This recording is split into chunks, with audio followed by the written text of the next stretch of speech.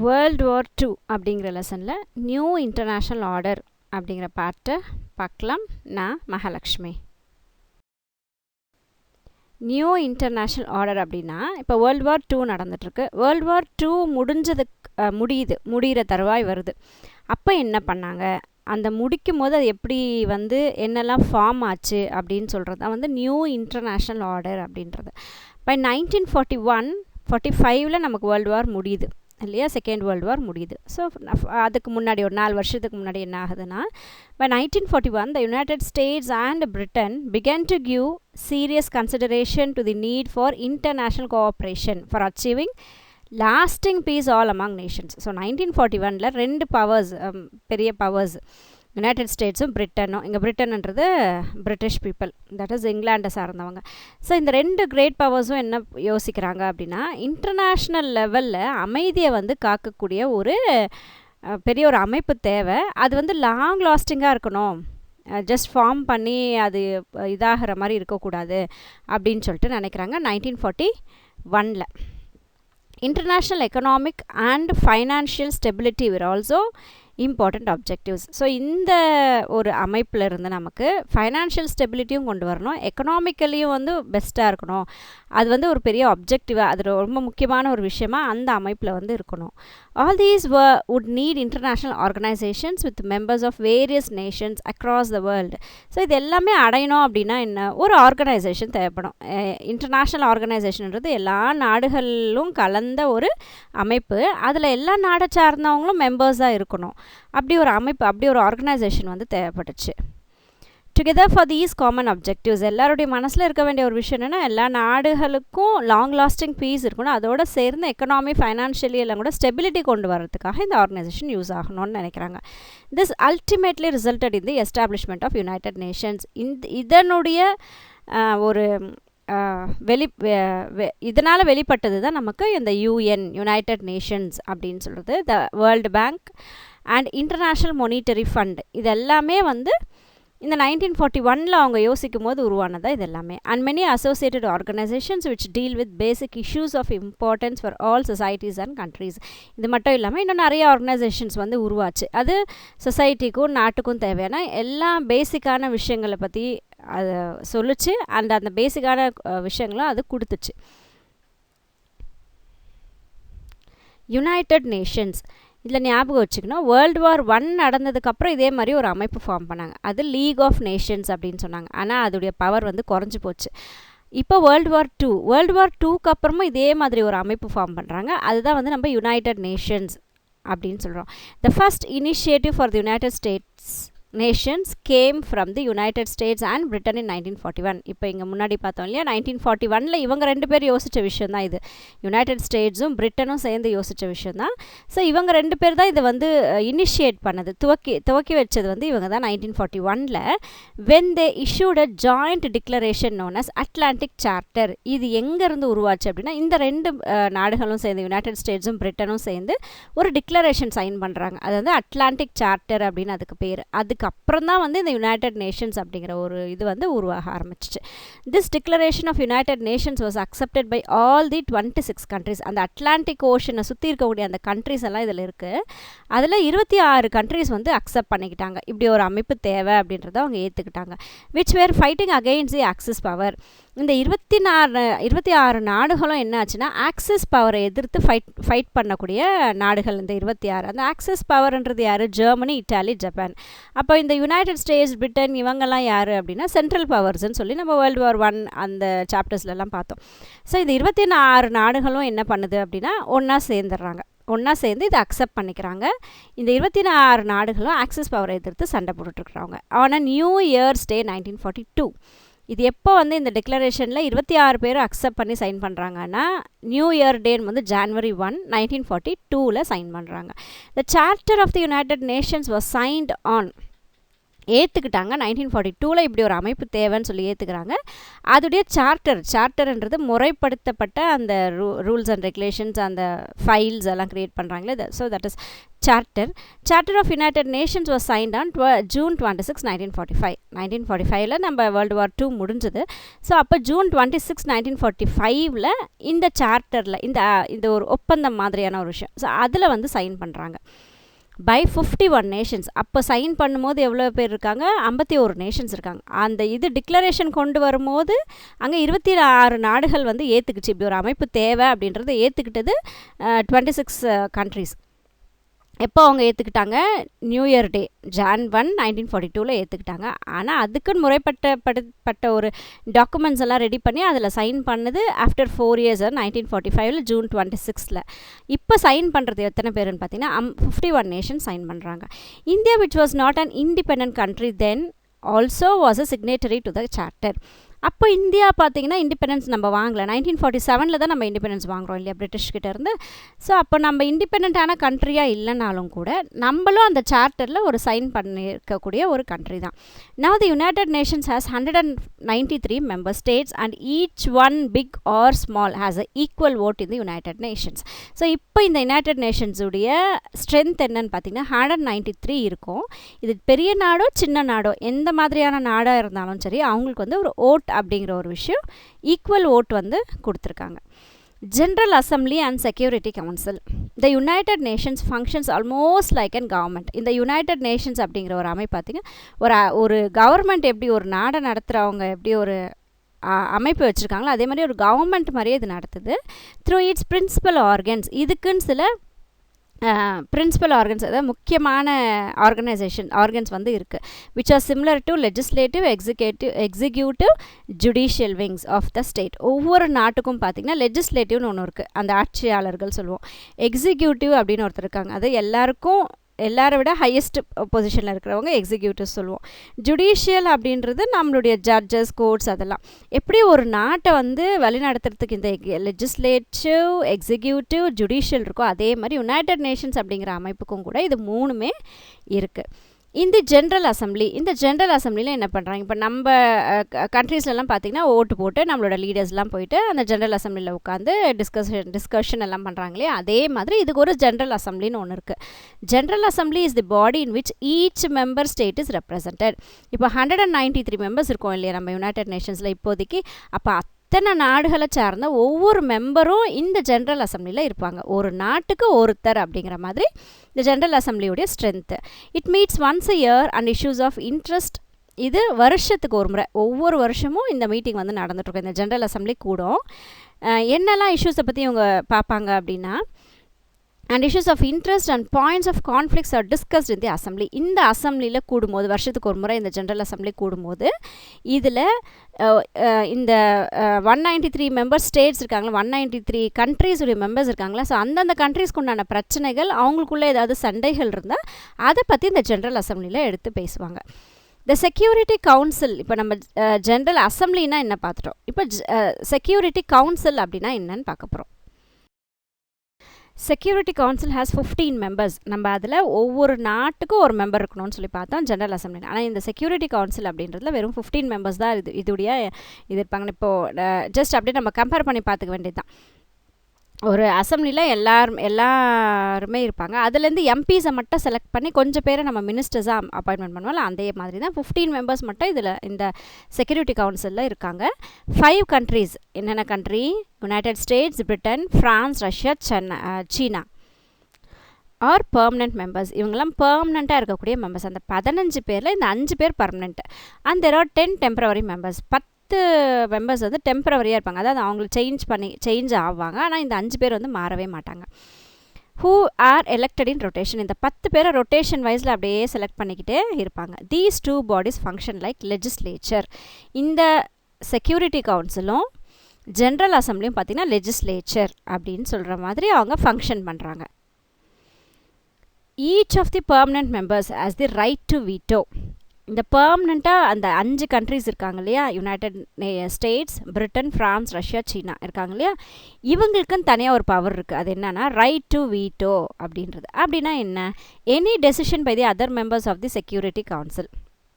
இந்த security council இப்போ 15 பேர் இருக்காங்க இல்லையா, அந்த 15 பேர் ஏதாவது ஒரு டெசிஷன் சொல்கிறாங்க, ஏதோ ஒரு முடிவு எடுத்து ஏதோ ஒன்று பண்ணுறாங்கன்னு வச்சுக்கோங்களேன், அது வேண்டாம், நாங்கள் அதை அக்செப்ட் பண்ணிக்க மாட்டோம், நோ அப்படின்னு சொல்கிற அந்த ரைட்டு தான் வந்து ரைட் டு வீட்டோ. இந்த ரைட் டு வீட்டோ யாருக்கு இருக்குன்னா, இந்த 5 கண்ட்ரீஸ்க்கு இருக்குது, இந்த 5 பெர்மனன்ட் மெம்பர்ஸ்க்கு இந்த ரைட் டு வீட்டோ இருக்குது.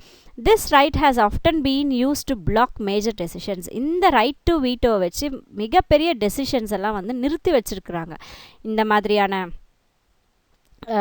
இந்த வீட்டோ, ரைட் டு வீட்டோனால, especially by the super powers. இங்கே சூப்பர் பவர் யார்? யூஎஸும் ரஷ்யாவும். இந்த 2 பேரால் ரொம்ப பெரிய பெரிய டெசிஷன்ஸ் எல்லாம் பிளாக் பண்ணி வச்சுட்ருக்காங்க. Major issues and conflicts are discussed in security council. இப்போ ஏற்கனவே ஜென்ரல் அசம்பிளியில் எல்லா நாட்டுக்குள்ளேயும் இருக்கிற சண்டைகள் அதெல்லாம் பற்றி டிஸ்கஸ் பண்ணுவாங்க. ரொம்ப பெரிய பிரச்சனை இது அப்படின்னும் போது அதை எங்கே டிஸ்கஸ் பண்ணுவாங்கன்னா, செக்யூரிட்டி கவுன்சிலில் இந்த பிரச்சனைகளை பற்றினா டிஸ்கஷன் வந்து நடக்கும். அட்மினிஸ்ட்ரேட்டிவ் ஸ்ட்ரக்சர் இது வந்து எப்படி வேலை செய்யுது அப்படின்னா, the executive wing of the United Nations UN secretariat. நமக்கு எப்படி ஒரு செக்ரட்டரியேட்னு ஒன்று இருக்கு இல்லையா, எல்லா பெரிய பெரிய அஃபீஷியல்ஸ் ஐஎஸ் கேட்டகரிஸில் இருக்கிறவங்கலாம் ஒர்க் பண்ணுவாங்க, அந்த நாட்டுக்கு தேவையான எல்லா விஷயத்தை பற்றியும் அவங்கெல்லாம் பார்ப்பாங்க. அதே மாதிரி யூஎனுக்கும் செக்ரட்டரியேட்டுன்னு ஒன்று இருக்குது, அதுதான் வந்து எக்ஸிக்யூட்டிவ் விங், அதாவது ஹையர் பவர்ஸ் இருக்கக்கூடிய ஒரு விஷயம். It is headed by the secretary general. இதோட ஹெட் யாருன்னா secretary general, who is elected by general assembly. இந்த செக்ரட்டரி ஜென்ரலை யார் செலக்ட் பண்ணுவாங்க? ஜென்ரல் அசம்பிளியில் எல்லா நாட்டுக்காரங்களும் ஒரு மெம்பர் இருப்பாங்க இல்லையா, 193னா 193 மெம்பர்ஸ் இருப்பாங்க. அவங்க எல்லோரும் ஓட்டு போட்டு இந்த செக்ரட்டரி ஜென்ரல் அப்படிங்கிறவரை செலக்ட் பண்ணுவாங்க on the recommendation of the security council. இவரை வந்து நம்ம தேர்ந்தெடுக்கலாம் அப்படின்னு சொல்லிட்டு ஒரு ரெக்கமெண்ட் பண்ணோம். யாரை ரெக்கமெண்ட் பண்ணோம்? இந்த செக்யூரிட்டி கவுன்சில் இருக்காங்களா, 15 மெம்பர்ஸ் இருக்காங்களா, அவங்கெல்லாம் வந்து ரெக்கமெண்டேஷன் பண்ண ஒரு கேண்டிடேட்டை இவங்க ஓட்டு போட்டு செலக்ட் பண்ணுவாங்க. The Secretary General, along with his cabinet and other officials, runs the United Nation. So இப்போ இந்த யுனைடெட் நேஷன் ரன் பண்ணுறதுக்கு தேவையான எல்லா ஃபைல்ஸ், எல்லா விஷயங்களும் எல்லாத்தையுமே மெயின்டைன் பண்ணுறது யாருன்னா இந்த செக்ரட்டரி ஜென்ரல் தான்.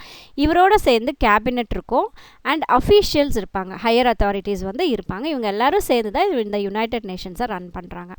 த International Court of Justice headquartered at the Hague in Holland. International Court of Justice ஒரு நாட்டுக்கு, ஒவ்வொரு நாட்டுக்குள்ளேயும் எப்படி கோர்ட்டுன்னு இருக்கோ அதே மாதிரி இன்டர்நேஷ்னல் கோர்ட் ஆஃப் ஜஸ்டிஸ்ன்னு ஒன்று இருக்குது. அதோடைய ஹெட் குவார்ட்டர்ஸ் அது எங்கே அமைஞ்சிருக்குன்னு பார்த்தீங்கன்னா ஹேக்யூ அப்படிங்கிற இடத்துல. இது எங்கே இருக்குன்னா ஹாலண்ட் அப்படிங்கிற கண்ட்ரியில் இருக்குது. Is the judicial wing of the United Nations. United நேஷன்ஸுடைய ஒரு கோர்ட் அப்படின்னா எங்கே இருக்கும்னா ஹாலண்ட் நாட்டில் ஹேக்யூ அப்படிங்கிற இடத்துல இருக்குது. The economic and social Council, எக்கோசாக் அப்படின்னு இருக்கு பாருங்கள், Economic and social Council, the 5th organ of the United Nations. இப்போ ஃபஸ்ட்டு இங்கே 5th ஏன் சொல்கிறாங்க? ஃபஸ்ட்டு வந்து நம்ம ஜென்ரல் அசம்பிளி பார்த்தோம், அடுத்து செக்யூரிட்டி கவுன்சில் பார்த்தோம், அடுத்து யூஎன் செக்ரட்டரியேட் அப்படின்றது 3ஆவதாக பார்த்தோம், ஜஸ்டிஸ் அப்படின்றத ஒன்று, ஜுடிஷியல் விங் ஒன்று பார்த்தோம் 4ஆவது. இப்போ அடுத்து நம்ம 5ஆவது பார்க்குறது தான் வந்து எக்கனாமிக் அண்ட் சோஷியல் கவுன்சில். அதனால தான் அது 5th ஆர்கன் அப்படின்னு சொல்கிறாங்க. ஸோ யுனைடெட் நேஷன்ஸுடைய 5th ஆர்கன் வந்து economic and social council is responsible for coordinating all the economic and social work of the United Nations. அந்த பணம் சார்ந்த விஷயங்கள், சோஷியல் ஒர்க் சார்ந்த விஷயங்கள் எல்லாத்தையும் மெயின்டைன் பண்ணுறது யாருன்னா இந்த எக்கோசாக் தான். The regional economic commissions functioning for regional development along the various regions of the world. அங்கங்கே இப்போ இந்த எக்கோசாக்கே எல்லாமே பார்க்க முடியாது. இப்போ அந்தந்த ரீஜன்ஸில், அந்தந்த இடங்களில் அங்கங்கே ஒரு ஆஃபீஸஸ் இருக்கும் இல்லையா, ஸோ அதை வச்சு தான் இது வந்து ரன் பண்ணாங்க. அதை வந்து ரீஜனல் எக்கனாமிக் கமிஷன்ஸ் அப்படின்னு சொல்கிறாங்க. அங்கங்கே இருக்கும், அவங்க கொடுக்குற ரிப்போர்ட்ஸை வச்சு இவங்க அதை மெயின்டைன் பண்ணுவாங்க. Regions of the world, Asia Pacific, West Asia, Europe, Africa, Latin America, இந்த மாதிரி இடங்களில் இந்த ரீஜனல் எக்கனாமிக் கமிஷன் அப்படின்றது ஃபங்க்ஷன் ஆகிக்கிட்டு இருக்கு.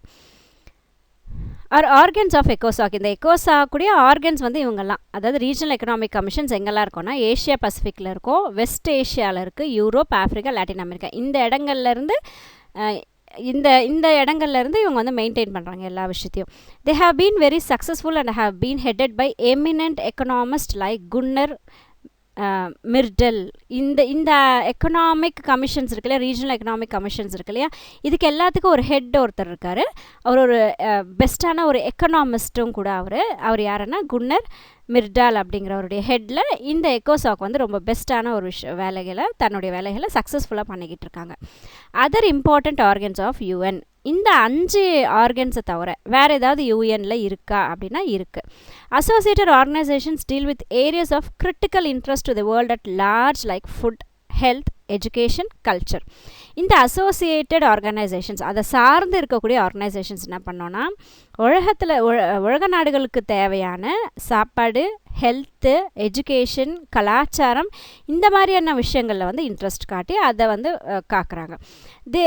These are Food and Agriculture Organisation, FAO அப்படிங்கிற ஆர்கனைசேஷன் இருக்குது. Food and Agriculture Organisation, World Health Organisation, WHO, நமக்கு வரக்கூடிய மெடிசன்ஸ் எல்லாம் கண்ட்ரோல் பண்ணுறது யாருன்னா இவங்களுடைய கண்ட்ரோலில் இருக்குது. And UNESCO, UN educational, scientific and cultural organisation, UNESCO அப்படின்னு ஒன்று இருக்குது. ஸோ இதெல்லாம் வந்து பார்த்திங்கன்னா யூஎன்னோட சார்ந்து இருக்கக்கூடிய associations, FAO, WHO, UNESCO. There are also special organizations. இது மட்டும் இல்லாமல் ஸ்பெஷலான சில அமைப்புகளும் இருக்குது. Funded voluntary by member countries. இந்த ஸ்பெஷல் ஆர்கனைசேஷனுக்கு ஃபண்ட்ஸ் பணம் எங்கேருந்து வருதுன்னா, இந்த ஏற்கனவே மெம்பர்ஸாக இருக்காங்களே யூஎனில், அவங்கள வந்து வாலண்டியராக தானே முன் வந்து பணம் வந்து அதுக்காக ஃபண்ட்ஸ் கொடுக்குறாங்க. The 2 best known among them are, இந்த ஸ்பெஷல் ஆர்கனைசேஷன்ஸ் 2 ரொம்ப பெஸ்ட்டான ஒரு ஒர்க் பண்ணிகிட்டு இருக்கக்கூடியது 2 அமைப்புகள் எதுனா, ஒன்று யுனிசெஃப், இன்னொன்று UNDP. யுனிசெஃப் அப்படின்றது யுனைடெட் நேஷன் சில்ட்ரன் எஜுகேஷனல் ஃபண்டுன்னு சொல்லுவாங்க, children's educational fund, which promotes child health welfare across the world. உலகத்தை சார்ந்த எல்லா குழந்தைகளுக்கும் உண்டான ஹெல்த்தை பற்றியும் அவங்களுடைய நலனை பற்றியும், வெல்ஃபேர் என்னும்போது அவங்களுடைய நலனை பற்றியும் அக்கறை எடுத்து யார் பார்க்குறாங்கன்னா யுனிசெஃப் அப்படிங்கிறவங்க பார்க்குறாங்க. இதுக்கு ஃபண்ட்ஸ் வந்து வாலண்டியராக தானே முன் வந்து சில மெம்பர் கண்ட்ரீஸ் வந்து கொடுக்குறாங்க. Then UNDP, United Nations development program, which focuses on development. எந்த நாட்டுக்கெல்லாம் டெவலப் பண்ணுறதுக்கு தேவையான ஃபண்ட்ஸ் எல்லாம் தேவைப்படுதோ அதெல்லாம் வந்து இவங்க பார்த்துக்கிறாங்க. ஸோ இவங்க special organisation. FAO, WHO, UNESCO, ஏன்னா இது ஒரு வேளை ஒன் வேர்ட்ஸை கேட்டாலும் கேட்க வாய்ப்பு இருக்குது. அசோசியேட்டட் ஆர்கனைசேஷனா இல்லைனா ஸ்பெஷல் ஆர்கனைசேஷனான்னு கேள்வி கேட்டாலும் வாய்ப்பு இருக்குது. So FAO, WHO, UNESCO associated organizations. UNICEF, UNDP எல்லாம் பார்த்திங்கன்னா special organizations. Activities of the UN, United Nations உடைய ஆக்டிவிட்டீஸ் என்ன அப்படின்னா, ஓவர் த டிகேட்ஸ்னால் இங்கே 10 வருஷங்களாக, ஸோ பல 10 வருஷங்களாக பார்த்திங்கன்னா, த United Nations R expanded it's activity to response to the changing problems facing the world. உலகம் சந்திச்சுக்கிட்டு இருக்கக்கூடிய அந்த ஆக்டிவிட்டீஸ்க்கு ரெஸ்பான்ஸ் கொடுக்குற மாதிரியான ஒரு ஆக்டிவிட்டீஸ் தான் வந்து இப்போ இந்த UN வந்து பார்த்துட்ருக்கு. அப்பப்போ என்னெல்லாம் ப்ராப்ளம்ஸ் ஏற்படுதோ அதுக்கேற்ற மாதிரி மாற்றங்களை செஞ்சுக்கிட்டு இந்த UN வந்து ஆக்டிவாக இருக்குது. Thus in 1960 decolonization was an important issue. Decolonization was an important issue. 1960s பார்த்தீங்க அப்படின்னா டீகாலனைசேஷன் அப்படின்னா காலனிஸ் வந்து வச்சுருந்தாங்க. வேறு நாட்டை சார்ந்தவங்க இன்னொரு நாட்டில் இருக்கக்கூடிய வளங்களெல்லாம் யூஸ் பண்ணிக்கிற மாதிரி அவங்கள காலனைஸ் பண்ணி வச்சுருந்தாங்க, அவங்களுடைய கண்ட்ரோலில் வச்சுருந்தாங்க. அப்போ அது டீகாலனைசேஷன் அவங்களுடைய கண்ட்ரோல்லேருந்து வெளிவரதுக்காக அந்தந்த நாடுகள் போராட்டங்கள் இதெல்லாம் பண்ணிகிட்டு இருந்துச்சு. அப்போ அந்த 1960 அந்த டீகாலனைசேஷன் அப்படிங்கிற இஷ்யூக்கு இவங்க ரொம்பவே ஒர்க் பண்ணாங்க. Human rights, the problem of refugees, climate change, gender equality, இந்த மாதிரியான விஷயங்களுக்கெல்லாம் வந்து இப்போ இவங்க ரொம்ப ஆக்டிவாக ஒர்க் பண்ணிகிட்ருக்காங்க. இங்கே ஹியூமன் ரைட்ஸ் வந்து மனித உரிமைகள், ப்ராப்ளம்ஸ் ஆஃப் ரெஃப்யூஜிஸ் அப்படின்னா ஒரு நாட்டிலேருந்து இன்னொரு நாட்டுக்கு வந்துடுவாங்க இல்லையா, அவங்க தான் வந்து ரெஃப்யூஜிஸ் அப்படின்னு சொல்லுவாங்க. அகதிகள் சொல்லுவோம் நம்ம தமிழில் சொல்லும் போது, வேறு தன்னோட நாட்டை விட்டு வேறு ஒரு நாட்டுக்கு குடிபெயர்றவங்க ரெஃப்யூஜிஸ் சொல்லுவாங்க. தென் கிளைமேட் சேஞ்ச், இப்போ நிறைய கிளைமேட்டிக் சேஞ்சஸ் வந்து ஆயிட்டுருக்கு, அதனால் வந்து புகை விடுறதெல்லாம் வந்து கண்ட்ரோல் பண்ணணும், இந்த மாதிரியான விஷயங்கள் நிறைய இவங்க செய்கிறாங்க. ஜெண்டர் ஈக்வாலிட்டி, ஆண் பெண்ன்றது சமம் அப்படிங்கிற விஷயத்தையும் இப்போ இந்த மாதிரியான விஷயங்களை வந்து இப்போ face பண்ணிகிட்ருக்கு UN. A special mention must be made of the United Nations peace making force. So இங்கே பீஸ் மேக்கிங் ஃபோர்ஸ் அப்படிங்கிற ஒரு விஷயம் இருக்குது, இதை பற்றி ஸ்பெஷலாக சொல்கிறாங்க. Which has acting in many areas of conflict all over the world. இந்த UN பீஸ் கீப்பிங் ஃபோர்ஸ் அப்படிங்கிற இந்த ஒரு சின்ன ஒரு அமைப்பு என்ன பண்ணுது அப்படின்னா, உலக நாடுகளுக்கெல்லாம் பிரச்சனைகள் வருது இல்லையா, அதில் தலையிட்டு அவங்க இந்த அதுக்குண்டான அமைதியை வந்து காக்குறாங்க. The Indian army has been an important part in the piece keeping force. நம்மளுடைய இந்திய ஆர்மி இந்த பீஸ் கீப்பிங் ஃபோர்ஸ்க்கு ரொம்பவே ஒரு இம்பார்ட்டண்ட்டான ஒரு பார்ட்டாக ஒர்க் பண்ணுது. And has been deployed in many parts of the world. நிறைய உலக நாடுகளில் நிறைய இடத்துல நம்ம இந்தியன் ஆர்மியை வந்து யூஸ் பண்ணுறாங்க. World bank. The world bank and the international monetary fund referred to as the Britain Woods twins அப்படின்னு சொல்கிறாங்க. யாரை? வேர்ல்டு பேங்க்கையும் இன்டர்நேஷ்னல் மானிட்டரி ஃபண்ட் அப்படிங்கிற ஆர்கனைசேஷன்ஸ். இது ரெண்டும் ஒரு யூஎனுடைய ஒரு இதுதான் இது.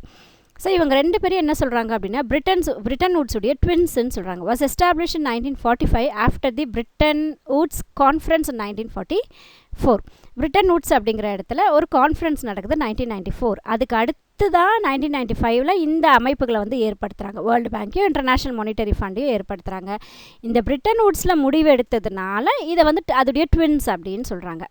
Located in Washington DC. இந்த பிரிட்டன் வுட்ஸ் அப்படின்றது எங்கே இருக்குன்னா வாஷிங்டன் டிசியில் இருக்குது, United ஸ்டேட்ஸில்.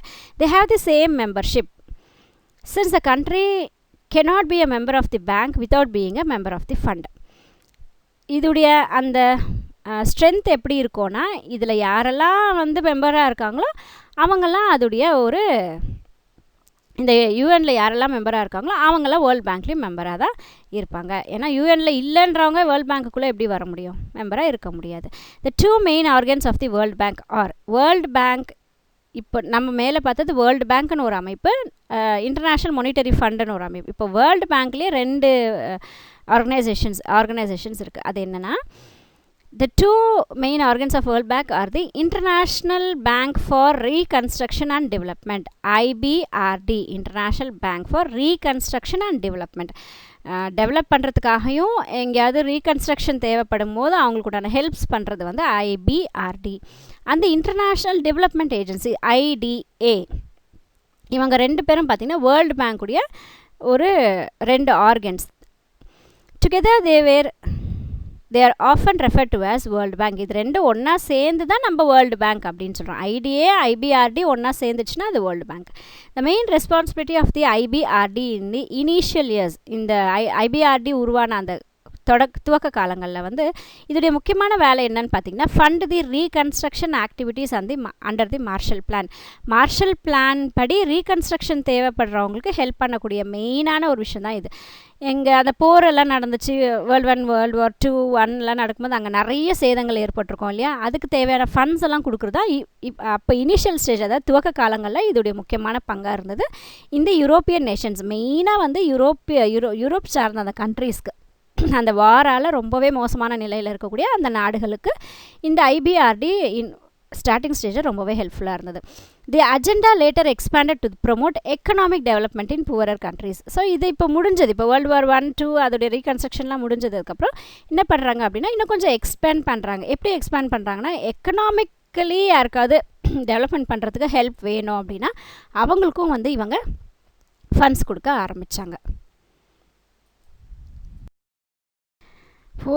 poorer countries and the bank lends money to various countries for developmental projects. இப்போ என்னெல்லாம் நாடுகளுக்கு டெவலப்மெண்ட் பண்ணுறதுக்கு சில ப்ராஜெக்ட்ஸ்க்கெல்லாம் பணம் தேவைப்பட்டால் இந்த பேங்க் வந்து பணம் கொடுத்து ஹெல்ப் பண்ணிகிட்ருக்கு. Further area of interest is poverty alleviation. இவங்களுக்கு அடுத்து இவங்களுடைய இன்ட்ரெஸ்ட் எந்த மாதிரியான இடங்களை இவங்க கான்சன்ட்ரேஷன் பண்ணுறாங்கன்னா பாவர்ட்டி அப்படின்றது வந்து ஏழ்மையை வந்து இது பண்ணணும், எராடிகேட் பண்ணணும் அப்படிங்கிற ஏரியாவில் இப்போ இன்ட்ரெஸ்ட் காட்ட ஆரம்பிச்சிட்டாங்க. எஸ்பெஷலி இந்த rural areas of the developing countries. வளர்ந்துட்டு இருக்கக்கூடிய நாடுகளுடைய ரூரல் ஏரியாஸ், வில்லேஜ் மாதிரி இருக்கக்கூடிய ஏரியாஸில் டெவலப்மெண்ட்டை கொண்டு வர்றது தான் பாவர்ட்டியை, மெயினாக பாவர்ட்டி அப்படின்றத இல்லாமல் ஆக்கணும், அதாவது ஏழ்மை அப்படின்றத இல்லாதது ஆக்கணும் அப்படிங்கிற மாதிரி தான் இதோடைய அடுத்த மோட்டிவ் இருக்குது. The international development agency also lends money to governments. அடுத்து இப்போ இதில் 2 இருக்கு இல்லையா, ரீகன்ஸ்ட்ரக்ஷன் டெவலப்மெண்ட் ஒன்று இருக்குது, இன்டர்நேஷ்னல் டெவலப்மெண்ட் ஏஜென்சின்னு இருக்குது. ஒன்று வந்து எங்கெல்லாம் போர்களில் நிறைய சேதாரம் ஏற்பட்டுச்சு அந்த நாடுகளை டெவலப் பண்ணுறதுக்கு கொடுத்தாங்க. இப்போ அது இப்போ அதுக்கு அவ்வளோ நீடு இல்லைன்னும் போது எந்த நாட்டுக்கெல்லாம் டெவலப்மெண்டல் ப்ராஜெக்ட்ஸ் செய்கிறதுக்கு உண்டான ஃபண்ட்ஸ் வேணுமோ அது கொடுத்துட்ருக்காங்க. அப்போ இந்த இன்டர்நேஷ்னல் டெவலப்மெண்ட் ஏஜென்சி என்ன பண்ணிகிட்ருக்கு அப்படின்னா, கவர்மெண்ட்ஸுக்கு பணம் தேவையில்லையா, அந்த கவர்மெண்ட்ஸுக்கு தேவையான பணங்கள் எல்லாம் வந்து கொடுத்து ஹெல்ப் பண்ணிகிட்ருக்காங்க இன்டர்நேஷ்னல் டெவலப்மெண்ட் ஏஜென்சியில். These loans are soft loans. இந்த லோன்ஸ் என்ன சொல்கிறாங்கன்னா சாஃப்ட் லோன்ஸ் அப்படின்னு சொல்கிறாங்க. And are given at very low rates of interest for a period of 50 years. 50 வருஷம் இதோடைய டென்யூர். இந்த லோன் எடுக்கிறாங்க கவர்மெண்ட் வந்து, ஒரு நாடு இந்த ஐடியாவிலேருந்து லோன் எடுக்குதுன்னா அந்த லோனுடைய டென்யூர் அந்த பீரியட் பார்த்திங்கன்னா 50 வருஷத்துக்கு. இன்ட்ரெஸ்ட் பார்த்திங்கன்னா ரொம்பவே லோவாக இருக்கும். அதை வந்து சாஃப்ட் லோன்ஸ் அப்படின்னு சொல்கிறாங்க. இந்த international finance corporation IFC mainly functions with private enterprises in developing countries. வளர்ந்துட்டு இருக்கக்கூடிய நாடுகளில் ப்ரைவேட் என்டர்பிரைசஸ்க்கு தேவையான அது கவர்மெண்ட்டுக்கு கொடுக்குது. ஐடிஏ வந்து கவர்மெண்ட்டுக்கு கொடுக்குது. இந்த IFC அப்படின்றது வந்து ப்ரைவேட் கம்பெனிஸ், ப்ரைவேட் பெரிய பெரிய கம்பெனிஸ் என்டர்பிரைசஸ்லாம் இருக்கு இல்லையா, அவங்களுக்கு தேவையான ஃபண்ட்ஸ் கொடுக்குறது யாருன்னா IFC இன்டர்நேஷ்னல் ஃபைனான்ஸ் கார்ப்பரேஷன் அப்படின்றவங்க கொடுக்குறாங்க. In recent years, the bank is actively promoting the achievement of Millennium Development Goals. இப்போ ரொம்ப ரீசெண்டாக இந்த பேங்க்ஸ் உடைய முக்கியமான ஒரு அச்சீவ்மெண்ட் என்னென்னா மில்லினியம் டெவலப்மெண்ட் கோல்ஸ் அப்படிங்கிற ஒரு விஷயத்துக்கு வந்து எய்ம் பண்ணியிருக்காங்க. Which aim at improving living standards. இந்த மில்லினியம் டெவலப்மெண்ட் கோல்ஸ் உடைய எய்ம் என்ன, அதுடைய முக்கியமான அம்சம் என்ன அப்படின்னு பார்த்தா லிவிங் ஸ்டாண்டர்ட்ஸ், மக்களுடைய வாழ்க்கை தரத்தை வந்து உயர்த்தணும். ரிமூவிங் இல்லட்ரஸி, படிப்பு இல்லை அப்படின்ற ஒரு இதை வந்து கொண்டு வரணும். எம்பவரிங் விமென்ஸை வந்து ஹை லெவலில் தூக்கி விடணும். அண்ட் இம்ப்ரூவிங் மெட்டர்னல், இங்கே மெட்டர்னல் அப்படின்றது அந்த டெலிவரி சமயத்தில் அந்த மாதிரியான உமன்ஸ்க்கு வந்து ஹெல்த் விஷயத்தில் பெஸ்ட்டாக கொண்டு வரணும். அண்ட் சைல்டு ஹெல்த், குழந்தைங்களுடைய health. Improving the environment and eradicating AIDS, தன்னை சுற்றி இருக்கக்கூடிய என்விரான்மெண்ட்டை வந்து இம்ப்ரூவ் பண்ணணும். எய்ட்ஸ் அப்படின்றது ஒன்றும் இல்லாமல் பண்ணணும். அப்படின்றது எல்லாமே பார்த்திங்கன்னா மில்லினியம் டெவலப்மெண்ட் கோல்ஸ். இந்த பேங்க்ஸுடைய மில்லினியம் டெவலப்மெண்ட் கோல்ஸ் வந்து இது எல்லாமே. இன்டர்நேஷ்னல் மொனிட்டரி ஃபண்ட் IMF, இதுக்கு முன்னாடி நம்ம பார்த்தது வேர்ல்டு பேங்கை பற்றி மட்டுமே பார்த்துட்ருக்கோம். இப்போ தான் IMF பற்றி பார்க்குறோம், International Monetary Fund. The International Monetary Fund was primarily the brainchild of Harry Dexter White and John Maynard Keynes, the famous economist. இந்த 2 பேருடைய பிளானில் உருவானது தான் வந்து இந்த IMF அப்படிங்கிற ஒரு அமைப்பு. It was formally organized in 1945. அந்த World War II எண்டில் உருவானது தான் இது. 1945 உருவாகிறாங்க. அப்போ இதில் வந்து 29 மெம்பர் கண்ட்ரிஸ் இருந்தாங்க. இப்போ இதோடைய மெம்பர்ஷிப் வந்து 189 கண்ட்ரிஸ். இன்டர்நேஷ்னல் மொனிட்டரி ஃபண்டில் 29 மெம்பர்ஸ் 1945 இருக்காங்க. ப்ரெசென்ட்டில் வந்து 189 கண்ட்ரிஸ் இருக்குது. இட்ஸ் ப்ரைமரி ஆப்ஜெக்டிவ், இதுக்கு முக்கியமான ஒரு ஆப்ஜெக்டிவ் என்ன, ஒரு நோக்கம் என்ன அப்படின்னா, is to ensure financial stability and development across the world. உலகத்தில் இருக்கிற எல்லா நாடுகளுக்கும் ஃபைனான்ஷியல் ஸ்டெபிலிட்டி பண்ணணும், ஃபைனான்ஷியலி வீக் இல்லாமல் ஒரு நிலையான ஒரு இதில் இருக்கணும், டெவலப்மெண்ட் கொடுக்கணும் அப்படின்றதா இதோடைய முக்கியமான நோக்கமாக இருக்குது. The main agenda is to promote international monetary corporations, expansion of international trade and exchange stability. இதோடைய முக்கியமான ஒரு அஜெண்டா, முக்கியமான ஒரு முடிவு என்ன அப்படின்னா, இன்டர்நேஷ்னல் லெவலில் வந்து கோஆப்ரேஷன் கொண்டு வரணும். இன்டர்நேஷ்னல் ட்ரேடு, இம்போர்ட் எக்ஸ்போர்ட் எல்லாம் இருக்கு இல்லையா, அதை வந்து எக்ஸ்பேண்ட் பண்ணணும். அது எக்ஸ்சேஞ்ச் பண்ணும்போது ஒரு ஸ்டெபிலிட்டி இருக்கணும். அதிகமான இம்போர்ட், அதிகமான எக்ஸ்போர்ட் அப்படிலாம் இல்லாமல் ஒரு ஸ்டெபிலிட்டி மெயின்டைன் பண்ணுறதுக்கு இது ஹெல்ப் பண்ணுது. The fund lends money from its resource to countries facing balance of payment problems. பணம் பற்றாக்குறையெல்லாம் ஏற்படும் போது அந்த நாடுகளுக்கான தேவையான பணத்தை கொடுக்கறது இன்டர்நேஷ்னல் மொனிட்டரி ஃபண்ட்ஸ்லேருந்து கொடுக்குறாங்க. Because they're unable to pay for their இம்போர்ட்ஸுக்கு தேவையான பணத்தை வந்து கொடுக்க முடியல அப்படிங்கிற மாதிரியான நாடுகளுக்கு இவங்க பணம் கொடுத்து ஹெல்ப் பண்ணுறாங்க. It's however imposes stringent conditions on the borrowing Nations. இவங்க கொடுத்து ஹெல்ப் பண்ணாலும் கூட இவங்ககிட்ட பணம் வாங்குறவங்க மேலே ரொம்ப கடினமான சில கண்டிஷன்ஸ் வந்து போடுறாங்க. டு டைட்டன் தேர் பட்ஜெட்ஸ், அவங்களுடைய பட்ஜெட்டை வந்து டைட் பண்ண சொல்கிறாங்க. ரொம்ப தாராளமாக செலவு பண்ணாமல் சுருக்கி செலவு பண்ண சொல்கிறாங்க. Practice fiscal prudence and reduce their expenditure, அவங்களுடைய செலவினங்களை வந்து குறைச்சிக்கிட்டு சிக்கனம் பண்ணுறதை வந்து இவங்க சொல்கிறாங்க. This is often unpopular. அடிக்கடி இந்த ஐஎம்எல் வந்து ரொம்ப பாப்புலராக இல்லாமல் தன்னுடைய பாப்புலாரிட்டி வந்து இழக்குது, especially among the developing nations. முக்கியமாக பார்த்தீங்கன்னா வளர்ந்துட்டுருக்கக்கூடிய நாடுகளுக்கு வந்து ஐஎம்எஃப் மேலே அவ்வளோ ஒரு இன்ட்ரெஸ்ட் இருக்கிறதில்ல. Which may have to cut down on various programs which provide subsidies to the people.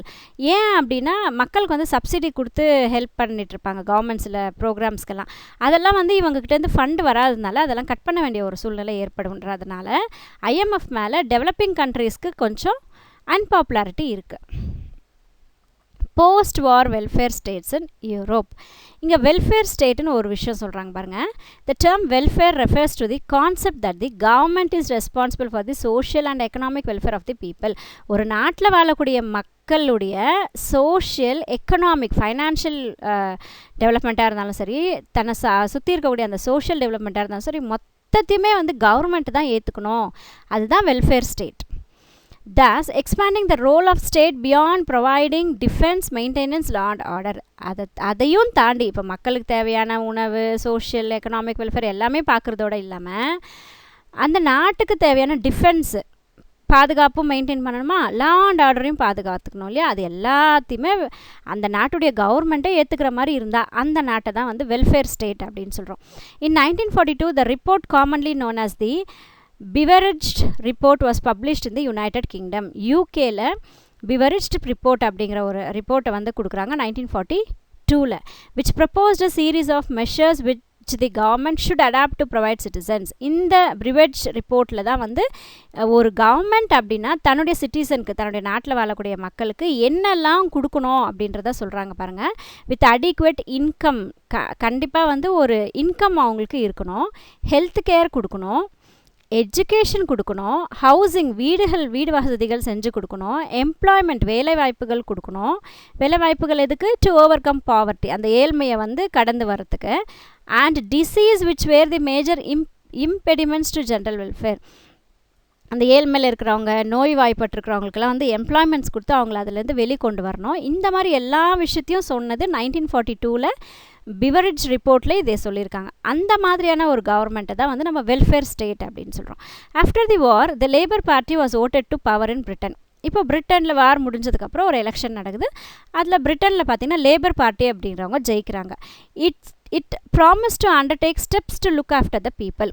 இந்த எலெக்ஷன் சமயத்தில் இவங்க ஒரு உறுதி சொல்கிறாங்க. என்ன சொல்கிறாங்க அப்படின்னா, உங்களுடைய எல்லா தேவைகளையும் வந்து நாங்கள் கேர் பண்ணிக்கிறோம் அப்படின்னு சொல்லிட்டு அந்த எலெக்ஷன் சமயத்தில் இவங்க வந்து சொல்லியிருக்காங்க. யார்? Labour party. From the cradle to grave. இங்கே கிரேடல்னா தொட்டில், கிரேவ்னா சுடுகாடு, இடுகாடு சொல்லுவாங்க, அது கிரேவ். ஸோ நீங்கள் பிறந்ததுலேருந்து நீங்கள் இறக்குற வரைக்கும் உங்களை நாங்களே கேர் பண்ணிக்கிறோம் அப்படிங்கிற ஒரு உறுதிமொழி கொடுத்தது லேபர் பார்ட்டி. ஸோ அதனால் அவங்க ஜெயிச்சிட்டாங்க. Legislation was enacted to provide comprehensive free health coverage to the citizens to the National Health Service. அப்போ இவங்க ஜெயிச்சு வந்த உடனே என்ன பண்ணுறாங்க, எல்லா மக்களுடைய அந்த ஹெல்த்தை சார்ந்த கவரேஜஸ், இந்த ஆப்ரேஷன்ஸ்க்கு இவ்வளோ ஆகும், மெடிசன்ஸ்க்கு இவ்வளோ ஆகும், அதெல்லாம் அந்த மாதிரியெல்லாம் விஷயங்கள் இருக்கு இல்லையா, அதை வந்து நேஷ்னல் ஹெல்த் சர்வீஸ் அப்படிங்கிற ஒரு அமைப்பு கீழே கொண்டு வராங்க. And monetary benefits like old page pension, வயசானவங்களுக்கு பென்ஷன் கொடுக்குறது, அன்எம்ப்ளாய்மெண்ட் பெனிஃபிட்ஸ், வேலை இல்லாதவங்களுக்கு அவங்களுக்கு தேவையான அந்த பெனிஃபிட்ஸ் கொடுக்குறது, மாதம் இவ்வளோன்ற மாதிரி கொடுக்குறது. சைல்டு கேர் சர்வீஸ், குழந்தை கர்ப்பமானதுலேருந்து அந்த பிறப்பு வரைக்கும் தேவையான எல்லா விஷயங்களையும் செஞ்சு கொடுக்குறது. ஃபேமிலி வெல்ஃபேர் சர்வீஸ், ஒரு ஃபேமிலி நடத்துறதுக்கு என்னெல்லாம் தேவையோ அது எல்லாமே கொடுத்துச்சு இந்த லேபர் பார்ட்டி போஸ்டிங் வந்ததுக்கப்புறம், அந்த எலெக்ஷனில் ஜெயிச்சதுக்கப்புறம். These are in addition to universal free school education to all the children. இது மட்டும் இல்லாமல் எல்லாருக்குமே யூனிவர்சல்னால் அந்த நாடு ஃபுல்லாகவே ஃப்ரீ ஸ்கூல் எஜுகேஷனையும் வந்து கொடுக்குறாங்க இந்த கவர்மெண்ட்.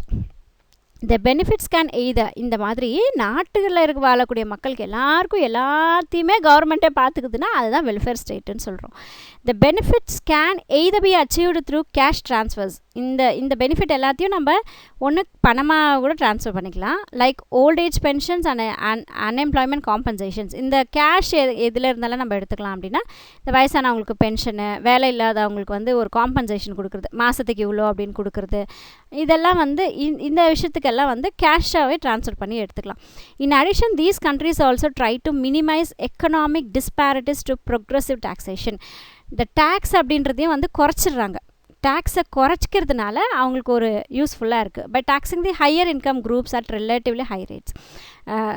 அதிகமாக சம்பாதிக்கிறவங்க மேலே அதிகமான டேக்ஸஸை போடுறாங்க, ரொம்ப குறைவாக சம்பாதிக்கிறவங்க மேலே டேக்ஸை வந்து ரொம்பவே மினிமைஸ் பண்ணிடுறதுனால இவங்களுக்கு அந்த இன்கம்ஸ் வந்து வந்துகிட்டே இருந்தது. ஸோ அதனால் வெல்ஃபேர் ஸ்டேட்ஸ் அப்படிங்கிற ஒரு அமைப்பு வந்து இந்த வேர்ல்டு வார் 2க்கு அப்புறம் இப்படி ஒரு ஸ்டேட் வந்து உருவாச்சு. தேங்க்ஸ் ஃபார் வாட்சிங் மை வீடியோ. Take care.